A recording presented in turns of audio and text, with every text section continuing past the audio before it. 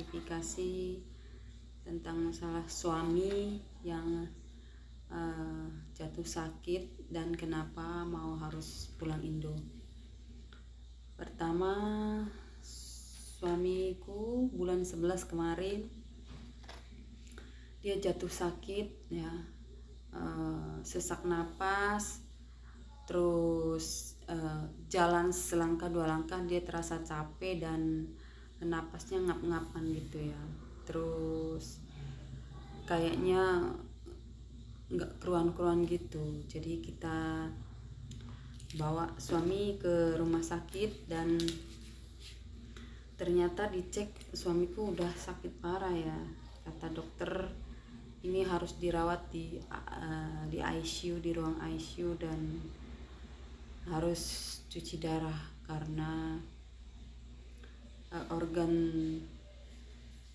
organ tubuh suamiku, ginjalnya itu udah rusak ya. Katanya harus ditindak cepat karena ginjalnya udah racun di dalam tubuhnya udah tinggi banget ya, harus cepet ditanganin dan harus cuci darah.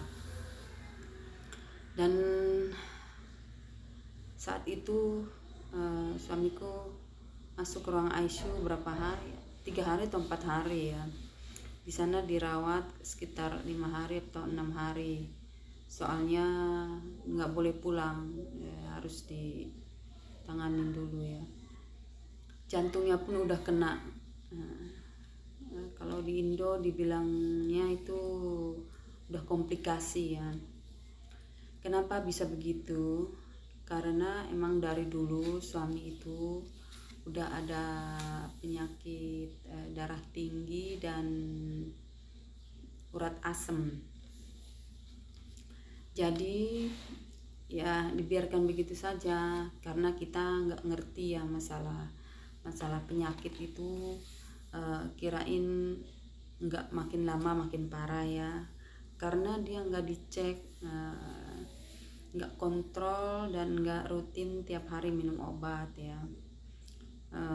Terus dia pergi ke dokter kalau penyakitnya kambuh. Kalau kakinya sakit baru berobat,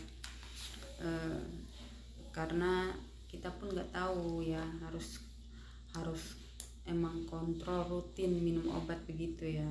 Tahu-tahu sekarang udah parah sakitnya, udah harus rutin sekarang cuci darah ya.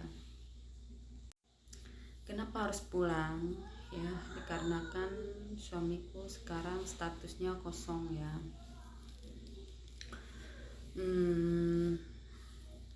Sekarang status dia seperti ini, berobat ke dokter itu amat sangat mahal ya. 1 kali cuci darah itu 4.100 inti, kalau uang Indonya sekitar 2 juta lebih. Dan itu mau rutin cuci darah. Terus kata dokter jantungnya juga harus cepat ditanganin, soalnya belakangan ini kan cuacanya di sini dingin sekali ya.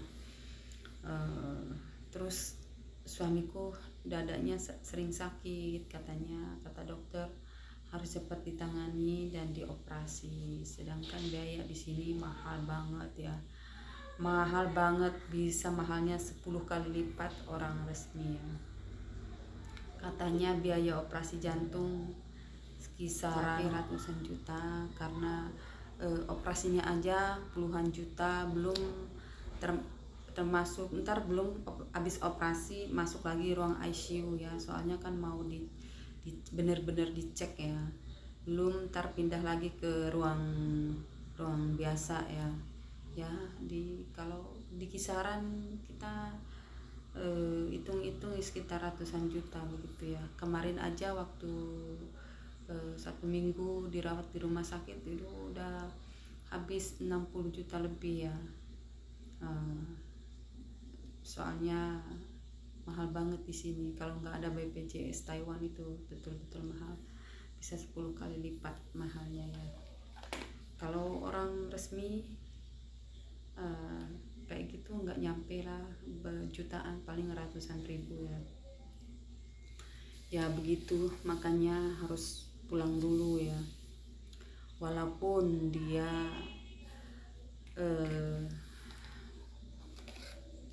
dia nggak tega katanya kalau sekarang pulang ninggalin anak masih kecil gitu.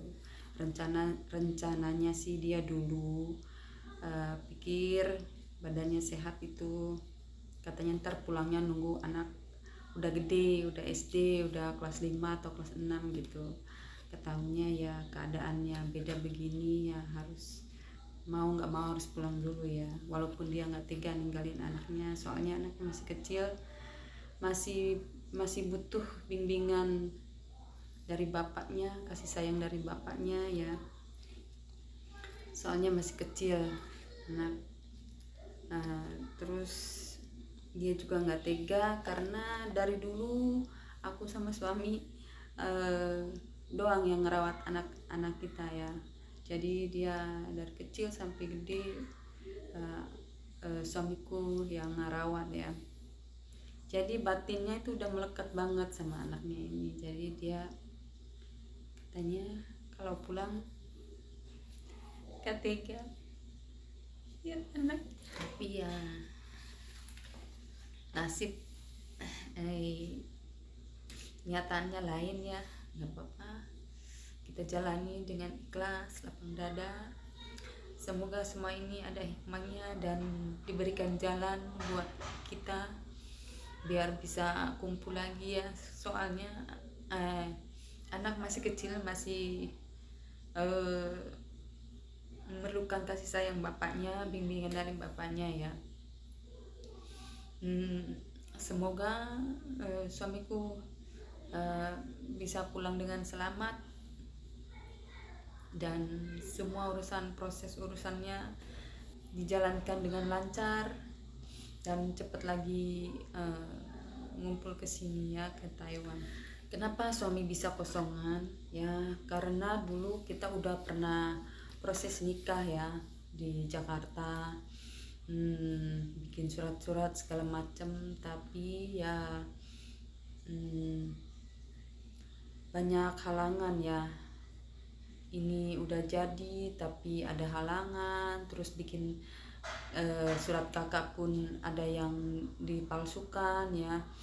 Terus aku udah bolak-balik Indo Taiwan berapa kali tapi nggak kelar-kelar, uang udah habis banyak ya. Terus dengar-dengar juga mau di blacklist selama 5 tahun.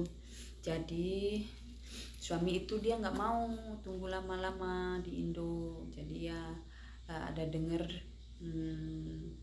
dia pakai paspor turis itu bisa cepet ya, cepet banget prosesnya, nggak nyampe 1 bulan dia udah balik lagi ke Taiwan sini ya. Sampai sekarang dia nggak pulang, anaknya pun udah gede, udah umur 7 tahun ya. Jadi sampai sekarang nggak pulang-pulang. Sekarang ya mungkin harus pulang ya, nggak mau pun harus pulang, soalnya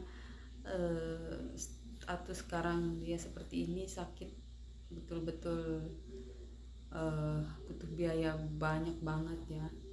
Mendingan pulang dulu, proses lagi, nanti dia kesini lagi resmi kan enak. Waktu kemarin kita kan ke Taipei bikin paspor. Nah mungkin berapa hari ini kalau paspornya udah jadi, tinggal beli tiket pesawat dan pulang Indo. Nah, saya minta doanya sama teman-teman, semoga suamiku bisa pulang Indo dengan selamat dan dipermudahkan dengan segala hal apapun ya, bikin surat-suratnya atau proses penyakitnya ya. Soalnya dia akan pulang Indo mau berobat di Indo ya, supaya lihat jantungnya itu ya mau dioperasi atau enggak ya, lihat dokter yang di Indo gimana, dicek lagi ya. minta doanya ya teman-teman, semoga suamiku bisa penyakitnya bisa terobati dan bisa berjalan dengan lancar semua apapun itu ya, dan bisa kumpul lagi ke sini untuk bareng-bareng sama anaknya ya. Ini saya ada videonya waktu suami dirawat di rumah sakit ya. Nanti saya akan tayangkan videonya. Ini dia.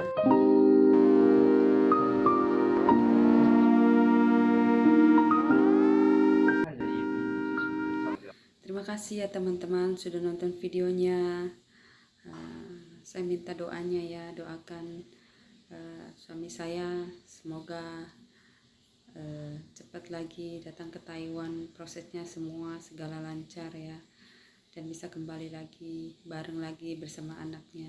Terima kasih dan sampai jumpa di vlog berikutnya. Bye bye.